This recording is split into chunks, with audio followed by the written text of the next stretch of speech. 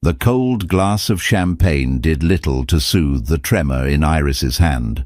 Across the glittering ballroom, a sea of tuxedos and sequined gowns, she saw him, Adrian, her ex-husband, and clinging to his arm was Tessa, the woman who had dismantled their marriage, piece by painful piece. He paraded her around with the same proud smile he once reserved for Iris, a smile that now felt like a shard of glass in her heart. For a moment the air thinned, the music faded, and she was back in their shared home, the scent of Tessa's perfume a ghost in the air. But tonight was different. Tonight she wasn't the broken wife. She was a survivor, and her story was far from over. The invitation had arrived a month prior, a thick cream-colored cardstock with embossed silver lettering that felt both ostentatious and menacing. Viridian Dynamics Annual Gala, it announced. Iris had almost thrown it away. The company had been Adrian's world, the one he had built while she had built their home. After the divorce, every mention of Viridian felt like a phantom limb, an ache for something that was no longer hers. She remembered the day she'd found the first clue. A receipt for a ridiculously expensive lingerie set from a boutique she'd never shopped at, tucked away in his gym bag. When she'd confronted him, his denial was a masterclass in gaslighting. He'd twisted her concern into paranoia, her intuition into insecurity. "It was a gag gift for a colleague, Iris. You're being hysterical." But the lies, like a fraying thread, eventually unraveled. Tessa wasn't just a colleague. She was his junior project manager, 24 years old, with a ruthless ambition that mirrored his own. The divorce had been brutal. Adrian, with his high-powered lawyers and a narrative that painted her as an unstable, grasping wife, had taken almost everything. He kept the sprawling minimalist house they had designed together, the one with floor-to-ceiling windows that overlooked the city. He kept the company. She was left with a modest settlement and the shell of the woman she used to be. For a year she had drifted, a ghost in her own life. Then, one morning, staring at her hollowed-out reflection, a spark of the old Iris, the one who had put herself through design school and had once dreamed of opening her own gallery, flickered to life. She started small, taking on freelance interior design projects for friends. Her reputation grew quietly, organically, through word of mouth. Her style was a stark contrast to the cold, impersonal modernism Adrian favored. She created spaces that were warm, lived in, and deeply personal, spaces that told a story. The invitation to the gala was, in a twisted way, a testament to her success. One of her recent clients, a board member at a rival tech firm, had been so impressed with her work on his penthouse that he'd become her champion, securing her a ticket to one of the city's most exclusive corporate events. It was a chance to network, to land the kind of high-profile clients that could finally put her on the map, free from the shadow of Adrian's name. Getting ready tonight had been a ritual of armoring herself. She chose a dress of deep emerald silk that clung to her curves, a color that brought out the fire in her auburn hair. It was a dress that spoke of confidence, of a woman who was not afraid to be seen. Her friend, Lena, had come over to help, zipping her up and clasping a delicate diamond necklace, a gift to herself, around her neck. "You look like you could end a man's entire career with one look," Lena had said, a fierce loyalty burning in her eyes. "Go in there and remind them who the hell you are." But as Iris stood in the grand ballroom of the St. Regis Hotel, the sheer scale of the event was intimidating. Chandeliers dripped crystals from the ceiling, casting a golden glow on the city's elite. The air hummed with the quiet, confident buzz of money and power. And then she saw him. Adrian looked exactly the same, yet entirely different. His suit was tailored to perfection, his dark hair impeccably styled. But there was a hardness in his eyes she hadn't seen before, a possessiveness in the way his hand rested on the small of Tessa's back. Tessa was a vision in crimson, her youth a stark, painful contrast to the years Iris had invested in Adrian. She laughed, a high, tinkling sound that grated on Iris's nerves, tilting her head back to look up at Adrian with an adoration that was both cloying and performative. They were working the room, a power couple in their own right. Adrian, the brilliant CEO. Tessa, the ambitious protégé turned lover. Iris watched as people flocked to them, their laughter echoing across the marble floor. A bitter taste filled her mouth. These were the same people who had once called her a friend, who had attended their dinner parties and praised her impeccable taste. Now they orbited Adrian and his new star, leaving her on the periphery. She took a steadying breath, reminding herself why she was here. This wasn't about Adrian. This was about her. She forced her shoulders back, lifted her chin, and began to navigate the glittering crowd, a polite, detached smile fixed on her face. She exchanged pleasantries with a few familiar faces, enduring their pitying glances and awkward questions about how she was holding up. Each conversation was a small battle, a test of her composure. She was speaking to a potential client, a man who owned a chain of boutique hotels, when she felt a sudden chill. Adrian and Tessa were approaching, their path through the crowd leading them directly to her. It was inevitable, she knew, but the reality of the confrontation sent a jolt of pure adrenaline through her veins. Tessa's eyes, a pale, icy blue, met hers, and a small, triumphant smile played on her lips. It was the smile of a victor, a woman who had not only taken her husband, but was now reveling in occupying her life. And in that moment, Iris knew that a polite escape was not an option. The battle she had been preparing for was about to begin. Adrian adjusted his bow tie, the silk feeling unusually tight against his throat. He hated these events, the forced smiles, the vacuous conversations, the constant, draining performance of being Adrian Kincaid, CEO of Viridian Dynamics. It was a role he played well, a mask he had perfected over the years, but tonight it felt heavier than usual. Beside him, Tessa was radiant, a vibrant slash of red against the muted tones of the ballroom. She was electric, her energy a stark contrast to his own growing weariness. She thrived in these environments, effortlessly charming investors and flattering the wives of board members. She saw this gala not as an obligation, but as an arena, a place to solidify her new position. "Darling, you haven't said a word in 10 minutes, she murmured, her fingers tracing a light pattern on his arm. "Is everything all right?" "Just strategizing," he lied, forcing a smile, thinking about the Q4 projections. It wasn't a complete lie. He was always thinking about the company. Viridian was his creation, his legacy, the only thing that had never disappointed him. He'd built it from a two-man startup in a cramped garage to a global tech giant. But the relentless pressure, the constant need to innovate, to stay ahead of the competition, had taken its toll.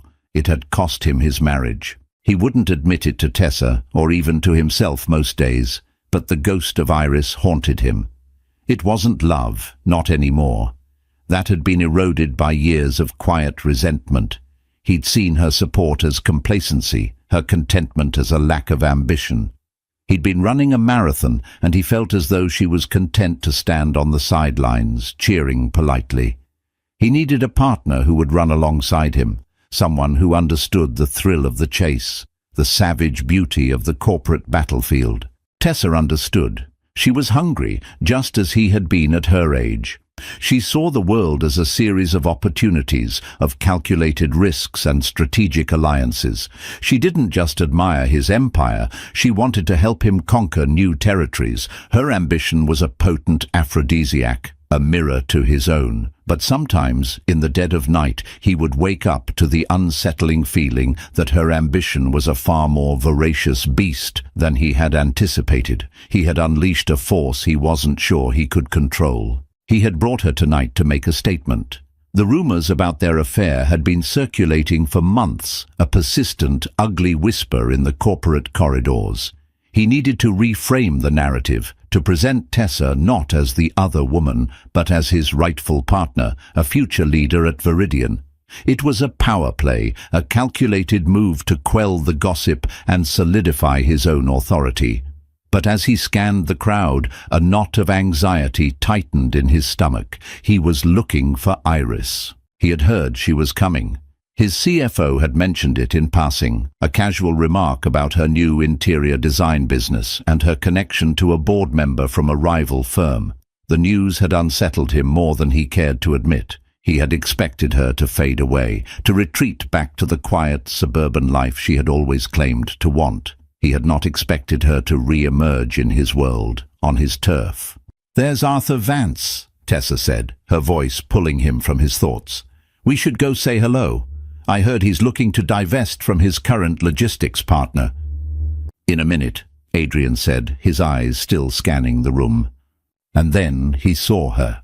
She was standing by the champagne fountain, dressed in a shade of green that made her look like a queen from some ancient mythical land. She was more beautiful than he remembered, but it was a different kind of beauty. The softness was gone, replaced by a sleek, polished strength.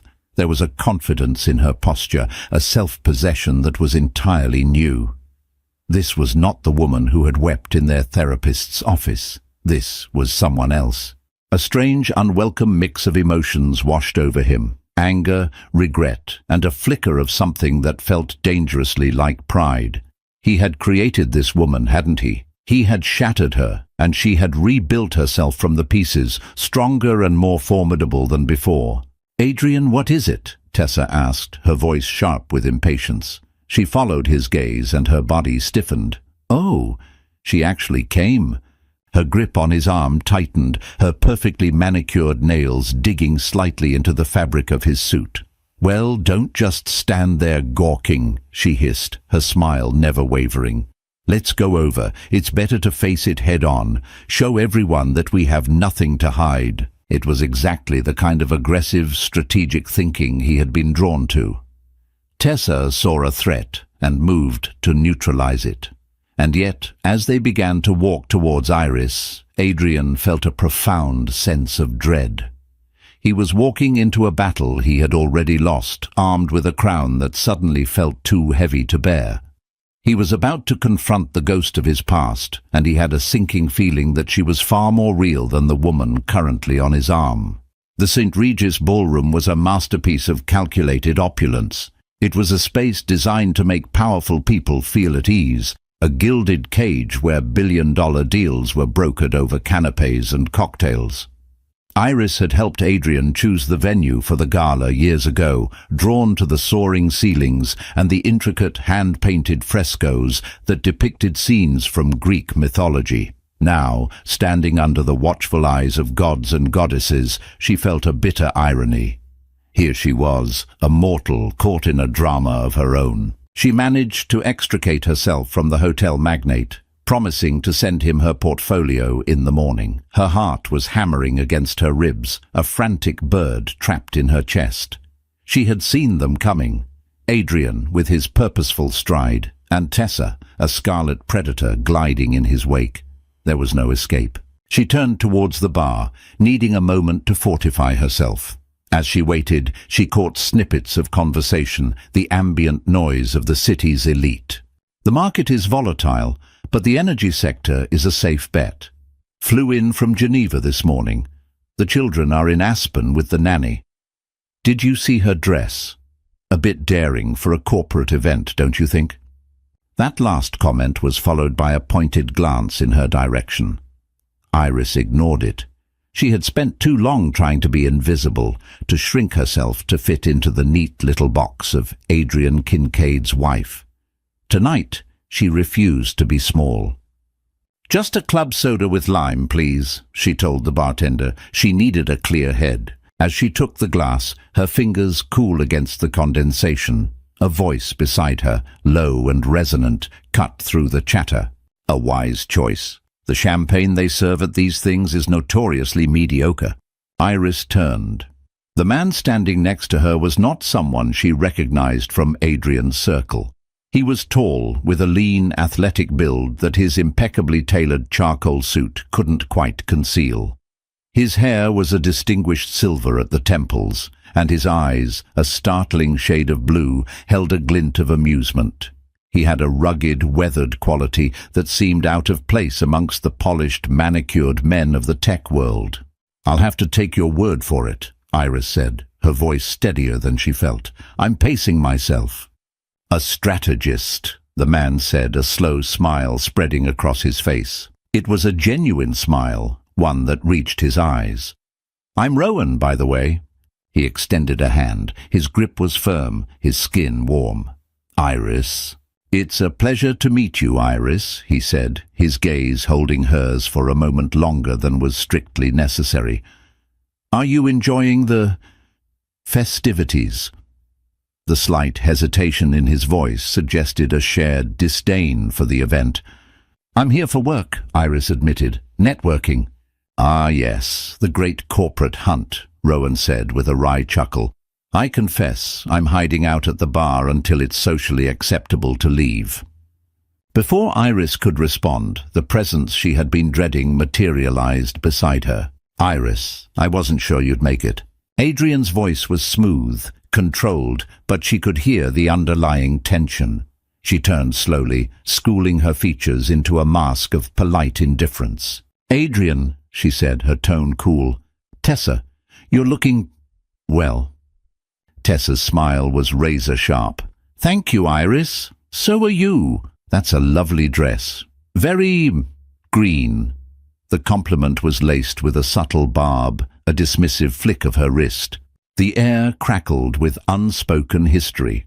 The bartender, sensing the shift in atmosphere, suddenly became very busy polishing a glass at the far end of the bar. Rowan, however, remained, an intrigued, silent observer. "I was just catching up with my ex-wife," Adrian said to Rowan, a proprietary tone creeping into his voice. It was a subtle power move, an attempt to frame Iris in relation to him, to put her back in her old box. "Iris, this is... I'm sorry, I didn't catch your name." "Rowan Blackwell," Rowan said, his voice calm and even. He didn't offer any further explanation, no company name or title. He didn't need to. A flicker of recognition and then alarm crossed Adrian's face. Rowan Blackwell wasn't just anyone. He was a legend, a reclusive, media-shy billionaire who had made his fortune in private equity. He was known for his ruthless business acumen and for acquiring and dismantling companies he deemed inefficient. His presence at the gala was unexpected and, for Adrian, deeply unsettling. Viridian Dynamics was in the middle of a new round of funding, and Blackwell's firm was one of the potential and most feared investors. "Mr. Blackwell," Adrian stammered, his composure momentarily slipping. "It's an honor. I'm Adrian Kincaid, CEO of Viridian Dynamics." "I know who you are," Rowan said, his gaze shifting from Adrian to Iris. There was a subtle, almost imperceptible message in that look, a silent alignment. Tessa, sensing the shift in power, stepped forward, her hand possessively on Adrian's arm. "It's so wonderful to finally meet you, Mr. Blackwell. Adrian has so much respect for your work." Rowan's eyes flickered down to her hand and then back up, his expression unreadable.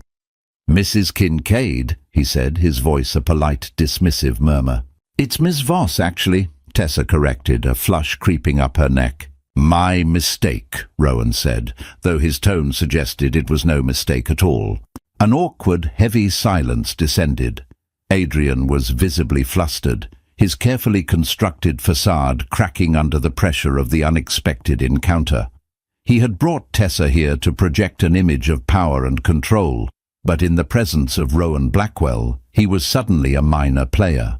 And Iris, the woman he had discarded, was standing beside the most powerful man in the room, a man who was looking at her with an expression of undisguised interest. The gilded cage of the ballroom suddenly felt very small, and the air was thick with the promise of a storm. The tension in the small space by the bar was thick enough to be cut with a knife. Adrian, who thrived on being the center of any room, was visibly off balance. He had planned this evening with military precision, every interaction, every conversation, designed to project an image of unassailable success. Rowan Blackwell's presence and his apparent familiarity with Iris was a variable he had not accounted for. "Well," Adrian said, attempting to reclaim control of the situation, "we should let you two catch up. Tessa and I have some people we need to see." He gave Iris a look that was a complex mixture of warning and resentment. "Don't embarrass me." But Tessa wasn't ready to retreat. She saw Iris's proximity to Blackwell as a challenge. "Actually, darling," she said, her voice syrupy sweet, "I was hoping to ask Iris a question." She turned her full attention to Iris, her blue eyes cold and calculating. "I've been meaning to reach out. We're thinking of redecorating the house, and I know how much effort you put into it. I was wondering if you could recommend a good painter. The grey you chose for the master bedroom is just so dreary. We want something with a bit more life." It was a declaration of war, disguised as a domestic inquiry. Every word was a carefully chosen weapon. "The house is mine now. The bedroom is mine now. Your taste is dreary. You are dreary." She was marking her territory, trying to reduce Iris to a mere footnote in the history of the house, in the history of Adrian's life. Iris felt a hot surge of anger, but she met it with an icy calm. She thought of the countless hours she had spent choosing that specific shade of grey, a calming, sophisticated colour called winter sky. She and Adrian had painted the room together one weekend, laughing as they splattered paint on each other's faces. The memory was now tainted, desecrated by the image of Tessa in her bed. She held Tessa's gaze, refusing to look away. "I'm afraid I can't help you," she said, her voice even. "My contacts are exclusively for my clients, and my client list is curated for those who appreciate subtlety and taste. I'm not sure your aesthetic would be a good fit." A collective intake of breath seemed to ripple through the people nearby who were pretending not to listen. It was a direct hit, a perfectly executed counterattack. Iris had not only insulted Tessa's taste, but had also subtly positioned her own work as exclusive and high-end, while dismissing Tessa as cheap and common. Tessa's face, for the first time, lost its composure. A flash of pure fury crossed her features before she masked it with a brittle smile. "I see. I suppose I'll have to find someone on my own." Adrian, sensing that the exchange was not going in their favor, stepped in. "Tessa, let's go," he said, his voice firm. He put a hand on her back, attempting to steer her away, but Tessa shook him off. She wasn't finished. She turned to Rowan, her voice dripping with faux concern. "You have to be careful who you associate with, Mr. Blackwell. Some people have a hard time letting go of the past. It can get messy." It was a desperate, clumsy move, an attempt to poison the well and paint Iris as an unstable, bitter ex-wife. Before Iris could even process the audacity of the remark, Rowan Blackwell spoke, his voice dangerously quiet. "On the contrary, Ms. Voss," he said, his gaze fixed on Tessa, "I find that people who have endured the past often have the most interesting stories to tell. It's the ones who are desperate to rewrite it that you have to watch out for." He took a small step closer to Iris, a subtle but unmistakable gesture of alliance. "Iris was just telling me about her design firm. It sounds fascinating. In fact, I've been looking for someone to oversee the interiors for my new hotel in Santorini. Perhaps we could discuss it further." The world seemed to tilt on its axis. Adrian's jaw went slack. Tessa's face paled. The Santorini project was the most talked-about luxury development in the world. Landing that contract would not just put Iris on the map, it would launch her into the stratosphere. It was a career-defining, life-changing opportunity, and Rowan Blackwell had just dangled it in front of her, in front of them, with a casualness that was breathtaking. He had not just defended her, he had elevated her. He had seen Tessa's petty, vindictive attack and had countered it with a move of such overwhelming power and grace that it left her speechless. He had unveiled Tessa's character for all to see, exposing her as a small, insecure woman grasping for a status she hadn't earned. Iris looked at Rowan, a silent question in her eyes. Was this real?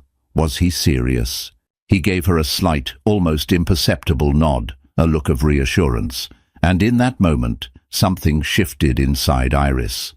The last vestiges of the broken, grieving wife fell away, replaced by a surge of exhilarating, terrifying hope.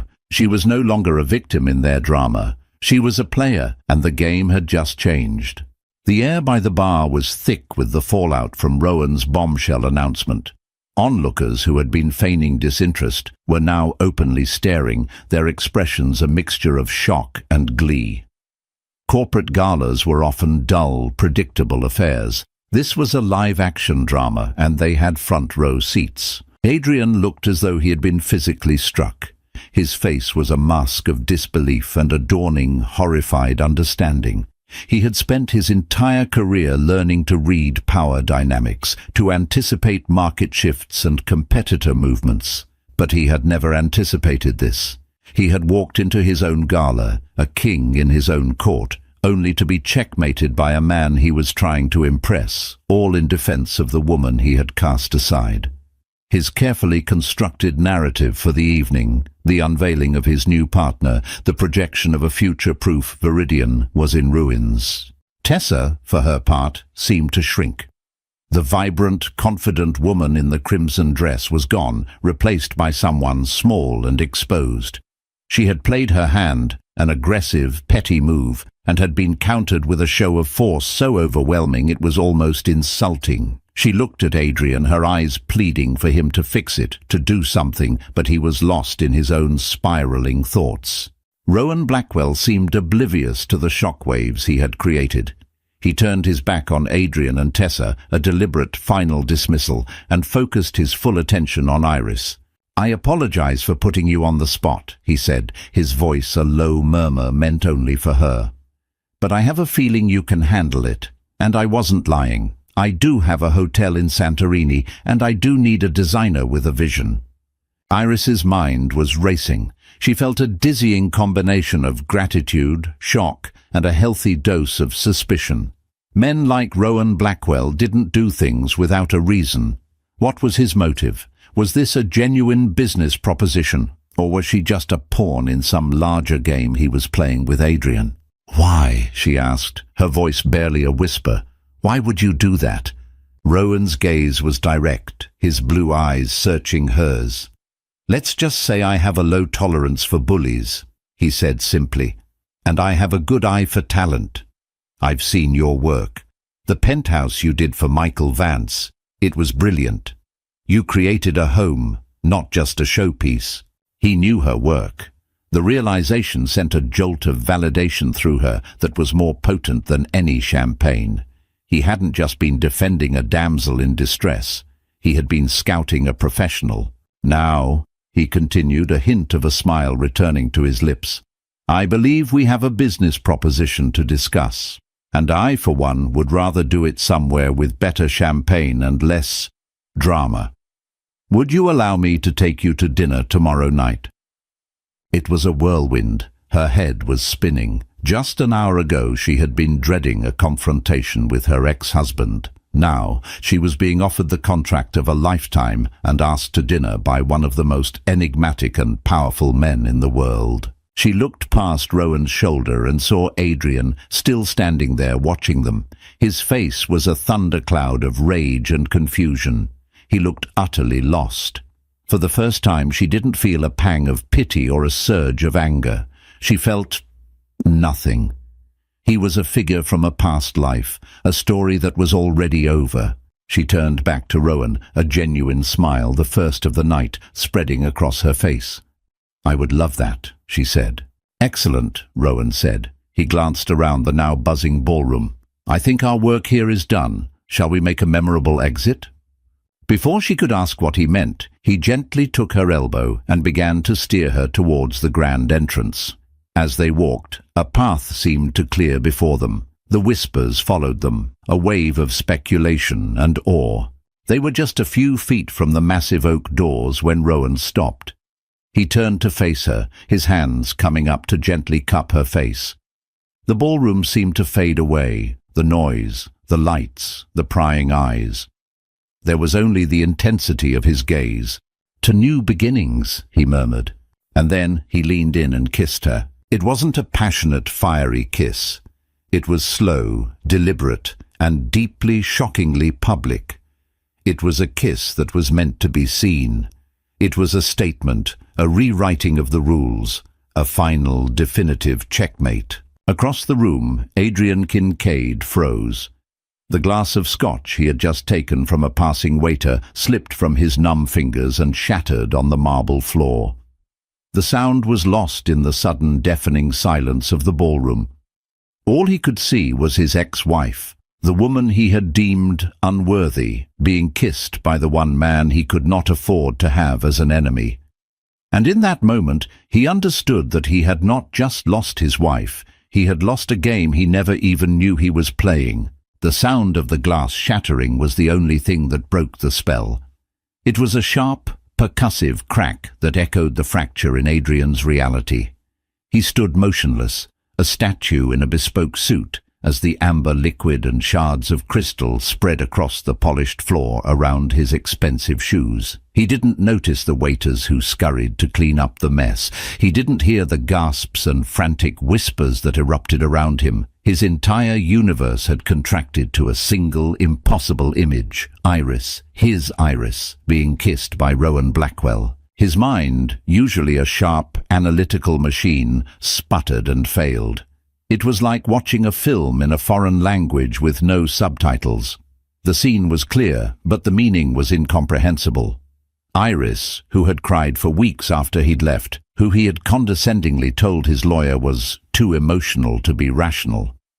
Iris, who he had assumed would spend the rest of her life quietly managing her modest settlement. That Iris was now the focus of the entire gala, the object of a public display of affection from a man whose net worth dwarfed the GDP of a small country. Tessa's voice, shrill and panicked, finally pierced through the fog. "Adrian? Adrian, are you seeing this? Do something!" He turned his head slowly, looking at her as if for the first time. The crimson dress suddenly seemed garish, her perfectly applied makeup a brittle mask. Her panic felt irritating. He had been drawn to her ambition, her fire. But now, in the face of a real power play, her fire just looked like a child's tantrum. She was out of her depth, and so he terrifyingly realized, was he? "Do what, Tessa?" he asked, his voice a dead, hollow thing. "What exactly do you suggest I do?" He turned back to the scene at the door. Rowan Blackwell pulled back from the kiss, his hand still resting on Iris's arm. He murmured something to her, and she smiled, a real radiant smile that Adrian hadn't seen in years. It was a smile that lit her up from the inside, and it was a smile that was not for him. Then, together, they turned and walked out of the ballroom, leaving a wake of stunned silence and 1,000 questions. As the doors closed behind them, the dam of whispers broke. The low hum of the gala escalated into a cacophony of excited chatter.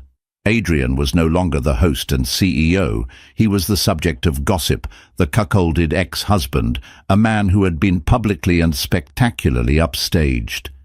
Every glance in his direction felt like an accusation, a judgment. He could see the pity in some eyes, the schadenfreude in others.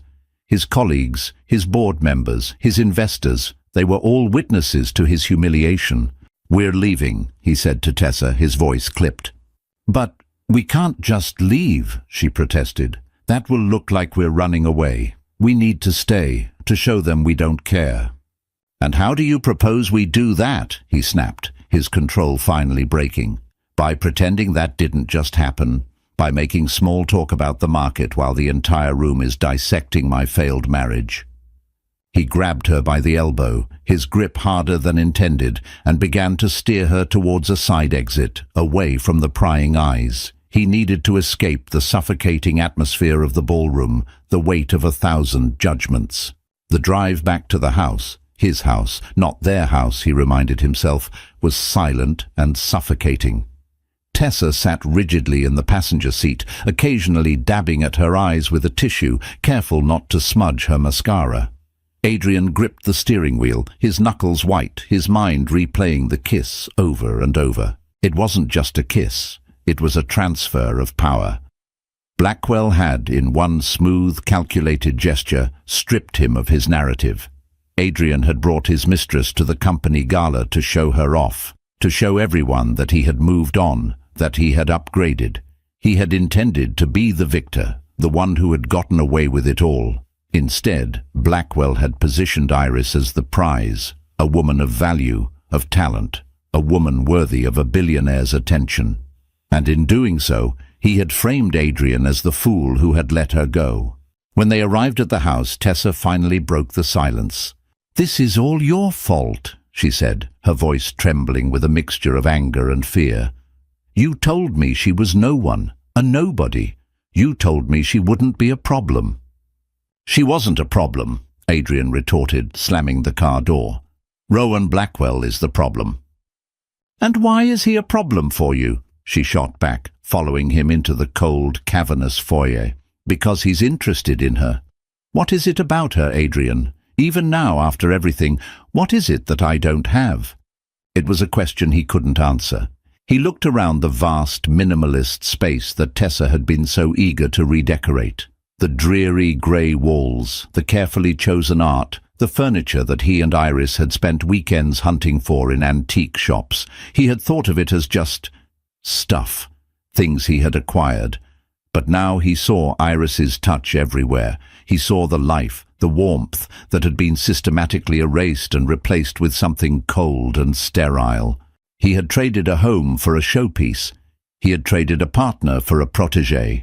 He had made a series of calculated decisions based on ambition and ego, and it had all led to this moment of profound, shattering loss.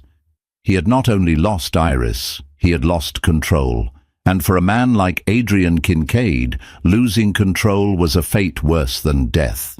He sank onto a designer sofa that offered no comfort, the weight of his miscalculations crushing him. The king was in his castle, but the walls were closing in. The morning after the gala, the city's financial and social circles were buzzing. The kiss was the talk of every boardroom, every exclusive brunch spot. It wasn't just gossip, it was a market-moving event. Rowan Blackwell did nothing by accident. His public display of interest in Iris Calder was interpreted as a signal, a move on the corporate chessboard, and everyone was scrambling to figure out what it meant. For Iris, the day was a surreal blur. Her phone had been ringing off the hook since 7 a.m. Old friends who hadn't spoken to her in years were suddenly reaching out. Potential clients who had been non-committal were now desperate to book a consultation.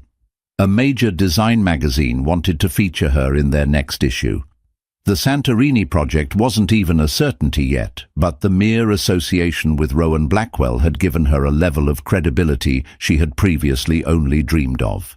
She sat in her small, sunlit apartment, a space that was a true reflection of her, filled with books, art, and comfortable, mismatched furniture.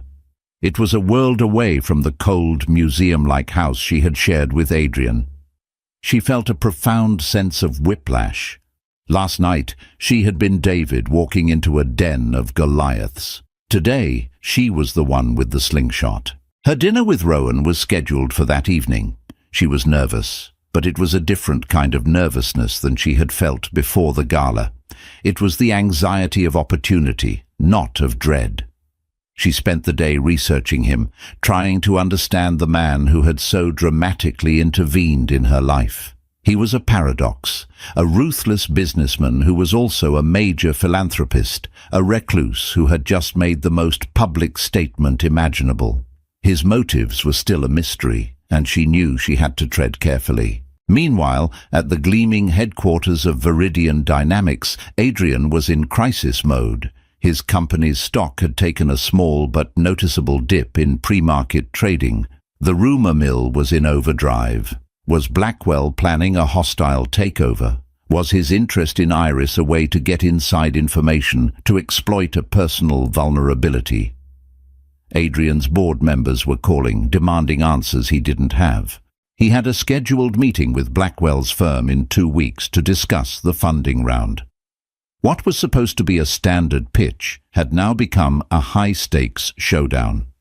He felt exposed, vulnerable, his personal life tangled up with his professional fate in a way he had never imagined. His day was made worse by Tessa. She had shown up to the office wearing a defiantly bright yellow dress, her demeanor a brittle imitation of confidence. She was overcompensating, trying too hard to act as if nothing had happened. She rearranged the photos on his desk, replacing a picture of his parents with one of the two of them in Paris. She called him darling in front of his executive assistant. Her every move was a desperate attempt to reassert her claim on him, and it was suffocating. "We need to issue a statement," she said, pacing his office. "A joint one, announcing our engagement. That will show them, it will show her, that we're solid, that last night was nothing." Adrian looked at her frantic, grasping energy, and felt a wave of revulsion. An engagement, a marriage. He had just escaped one. The thought of entering another, this time with a woman who saw it as a strategic move in a PR war, was nauseating. "No," he said, his voice flat. "We're not doing that." "Why not?" she demanded. "Are you ashamed of me, after everything I've done for you, for this company?"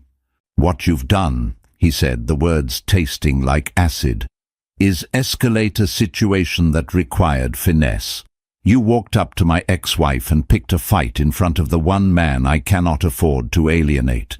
This isn't a game, Tessa." "I was defending us," she cried.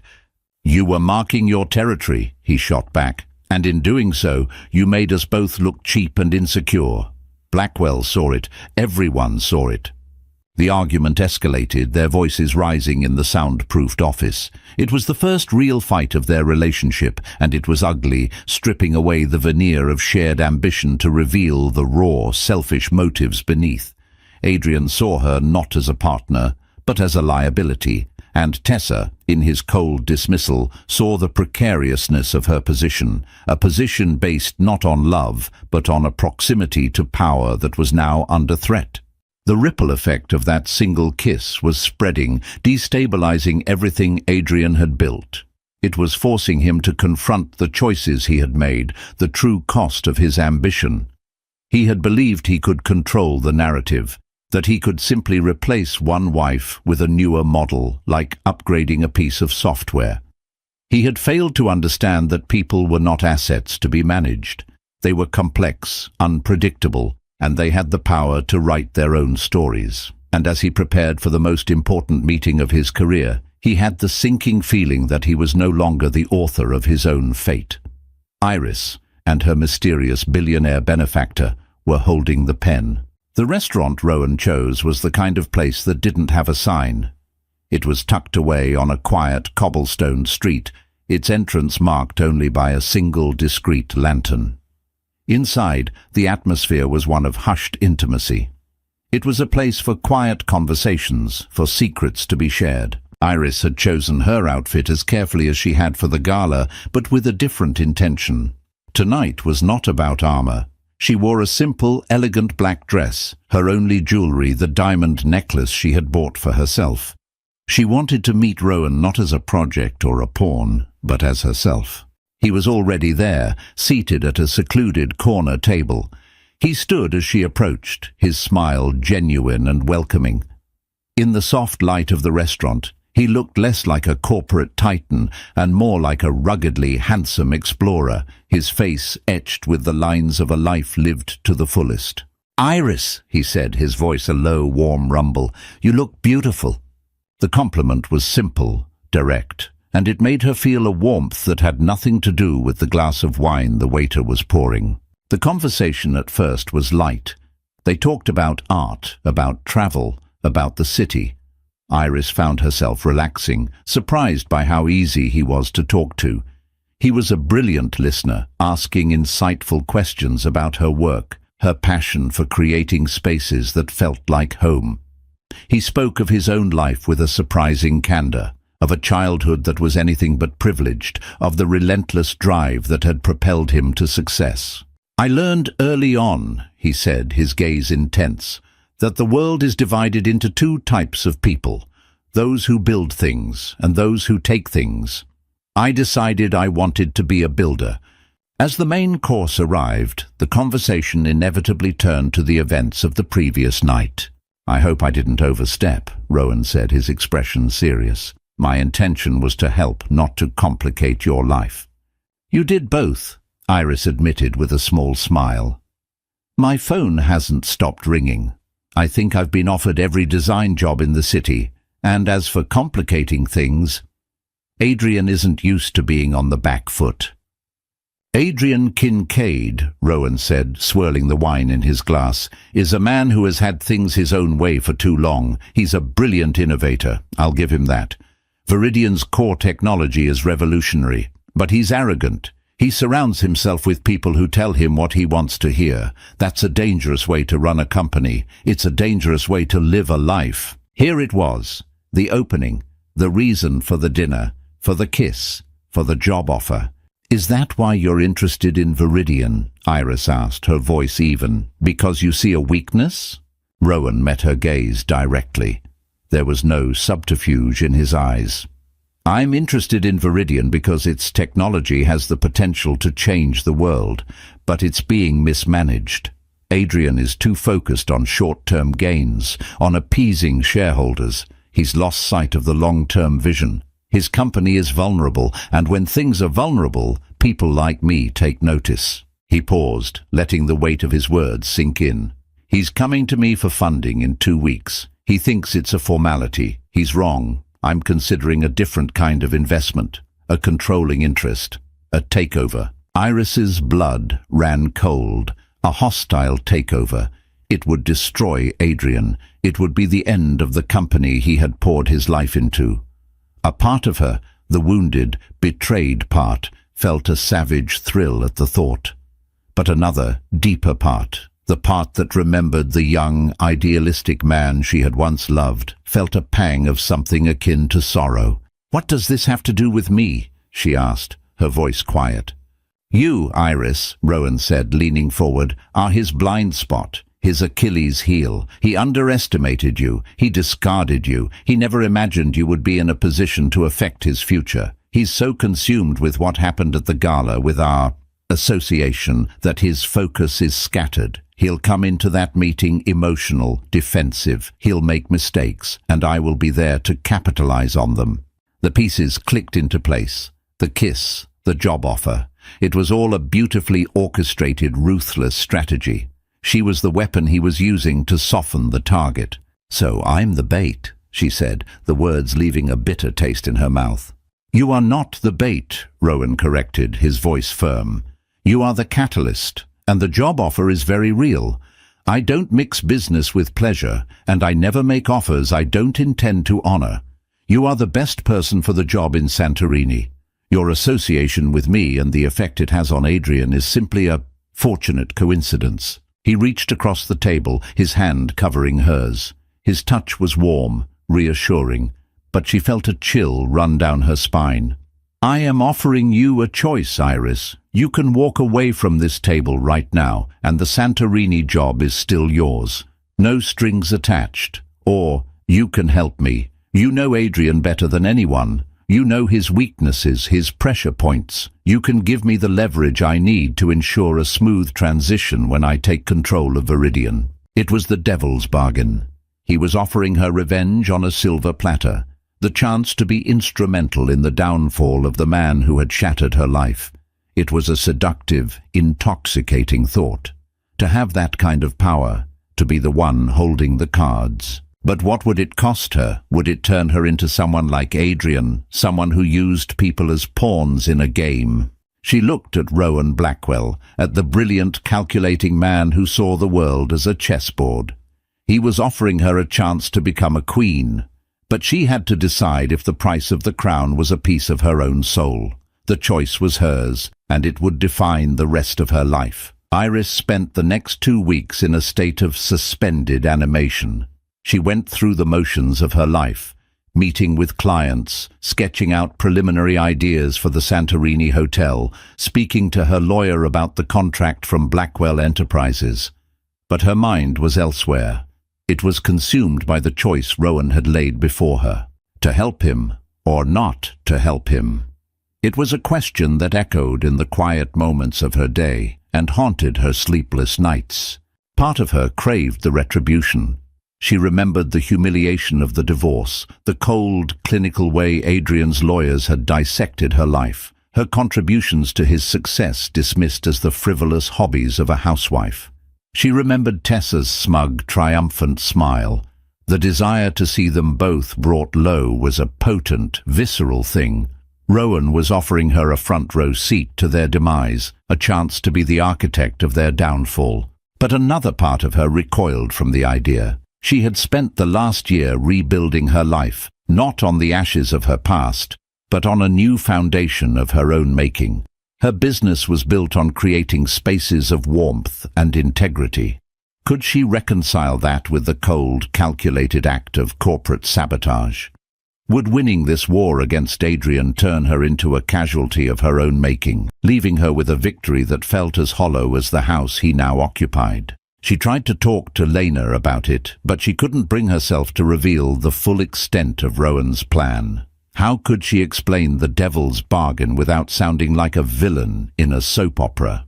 "He's playing chess, Iris," Lena had said, sensing the undercurrents. "And he's using you as a piece. Just make sure you know which piece you are. Don't be a pawn when you can be a queen." The advice stuck with her. A queen. A queen protects her kingdom. She moves with power and purpose. She is not a passive victim. The day before Adrian's meeting with Rowan, she received an unexpected call. It was from Adrian's father, Robert Kincaid, a kind, gentle man who had always treated her like a daughter. He was worried. "He's not himself, Iris," he'd said, his voice frail over the phone. "He's angry, distracted. He's going to lose everything he's worked for if he's not careful. I know it's not my place to ask, but he always listened to you." The call was a turning point. It reminded her that this wasn't just about Adrian and Tessa. It was about the thousands of employees at Viridian, people with families and mortgages, whose livelihoods depended on the company's stability. A hostile takeover would be brutal, leading to mass layoffs and restructuring. That evening, she made her decision. She called Rowan. "I've thought about your offer," she said, her voice clear and steady.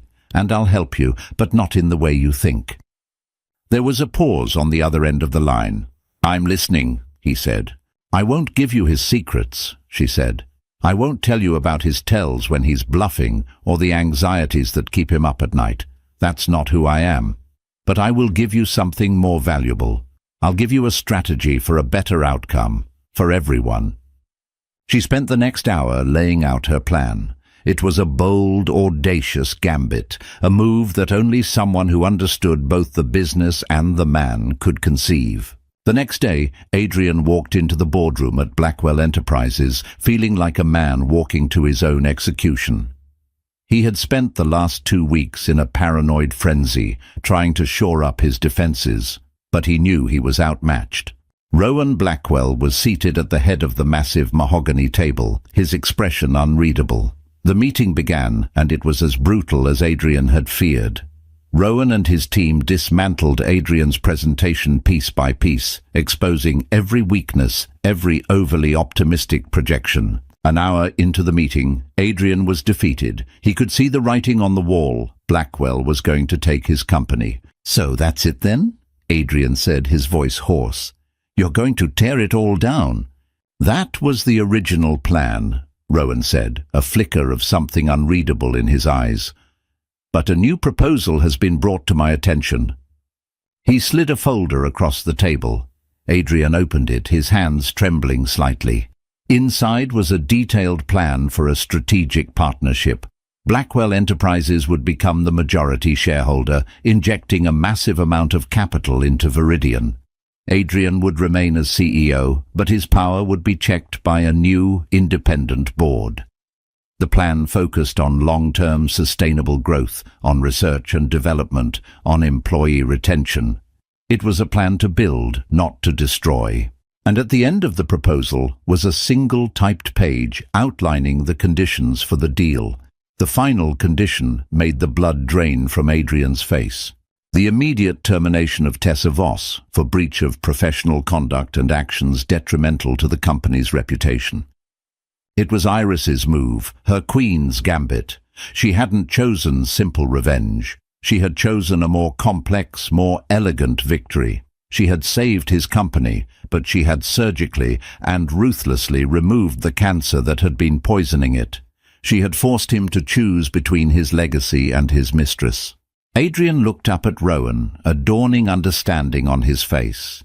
He had been so focused on fighting a war that he hadn't realized the terms of the peace treaty were being written by the woman he had wronged. "This was her idea," he said, not as a question but as a statement. Rowan simply nodded. She believed that the man who built Viridian was still in there somewhere. She was willing to bet on him. "The question is, Mr. Kincaid, are you willing to bet on yourself?" Adrian was left with a choice. He could refuse, his pride wounded, and watch his empire crumble. Or he could accept, swallowing the bitter pill of his own humiliation, and save the one thing he had ever truly loved. In the end, it wasn't a choice at all. He had been outplayed, outmaneuvered, and ultimately saved from himself. The Queen had taken the king, not by force, but by a strategy so brilliant, so unexpected, that all he could do was concede the game. He picked up a pen and signed the agreement, the stroke of the ink feeling like both a surrender and a second chance. Thank you for watching this story unfold. We hope you were on the edge of your seat through every twist and turn of Iris's journey from betrayal to triumph. If you felt her pain, cheered for her comeback, and were shocked by the final move, let us know in the comments below. What do you think will happen next for Iris, Adrian, and Rowan? Your engagement helps us create more stories like this one. If you enjoyed this video, please give it a thumbs up, share it with a friend who loves a good drama, and don't forget to subscribe to the channel and hit the notification bell so you never miss an update. We have many more tales of love, loss, and redemption coming your way, and we can't wait to share them with you. Thanks for being a part of our community.